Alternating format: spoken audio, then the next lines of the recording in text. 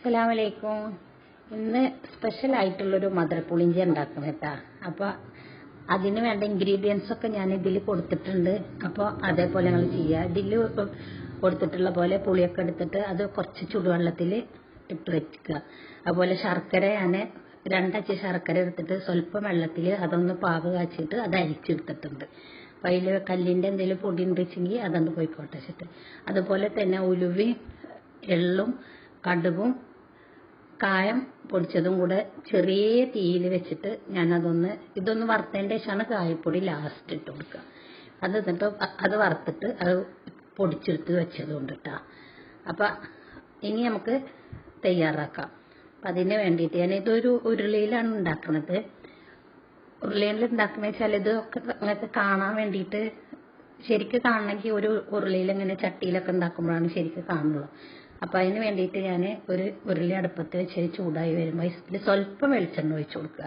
എന്നിട്ട് ഇഞ്ചും പച്ചമുളകും വെളുത്തുള്ളിയും ചെറിയ ഉള്ളിയും കൂടെ ഒക്കെ എല്ലാതും കൂടെ ഇട്ടിട്ട് ഒന്ന് നല്ലോണം വഴറ്റുക.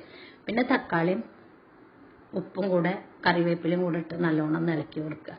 ഇനി ഇതിലിടേണ്ട മസാല പൗഡറാണ് മല്ലിപ്പൊടിയും മുളക് പൊടിയും മഞ്ഞൾപ്പൊടിയും കുരുമുളകിൻ്റെ പൊടിയും കൂടെ സ്വല്പം. അതും കൂടെ നല്ലോണം ഒന്ന് ഡ്രൈ ആവുന്ന വരെ ഇളക്കി കൊടുക്കുക. എന്നിട്ട് ആ പുളി പിഴിഞ്ഞിട്ടുള്ള വെള്ളമാണ് ഞാനതിൽ ഒഴിച്ചു കൊടുക്കുന്നത്. അളവും കാര്യമൊക്കെ ഞാൻ എഴുതിയിട്ടുണ്ട്. ഇനി അത് അടുപ്പത്ത് വെച്ചിട്ട് നല്ലോണം ഒന്നുകൊണ്ട് വറ്റിച്ചെടുക്കുക.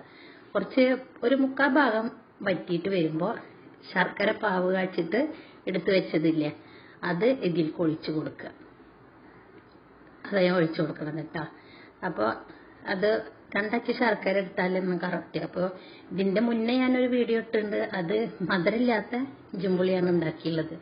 അല്ലേ, ഇനി ആ നമ്മൾ എള്ളും ഇതൊക്കെ കൂടെ പൊടിച്ച് വെച്ച ആ പൊടിയും കൂടെ അതിലിട്ട് കൊടുത്തിട്ട് ഒരു 5 മിനിറ്റ് ചെറിയ തീയിൽ വെച്ചിട്ട് മൂടി വെക്കുക. ഇനി അതൊന്നും നമുക്ക് താളിച്ചെടുക്കാം. അപ്പം അതിനൊരു ചട്ടി അടുപ്പത്ത് വെച്ചിട്ട് സ്വല്പം കടുകും 2 ഉണങ്ങിയ മുളക് പൊട്ടിച്ചിട്ട് അതും കറിവേപ്പിലും കൂടെ ഇട്ടുകൊടുത്ത് ഇത് ഈ ഉരുളിലേക്ക് ഒഴിച്ചു കൊടുക്കുക. അപ്പം നമ്മൾ നല്ല സ്വാദിഷ്ടമായ ഇഞ്ചുംപുളി ഈ മധുരപ്പുളിഞ്ചി എല്ലാവരും ഉണ്ടാക്കി വെക്കുക. ഇനി ഞാനത് ചട്ടിക്കാണ് ഇത് ഒഴിച്ച് വെക്കുന്നത്. 2 ദിവസമൊക്കെ കൂടാതെ അങ്ങനെ ഇരിക്കുമ്പോൾ ചട്ടിയിൽ വെച്ചാലാണ് അതിൻ്റെ ടേസ്റ്റ് ഉണ്ടാവുള്ളൂ.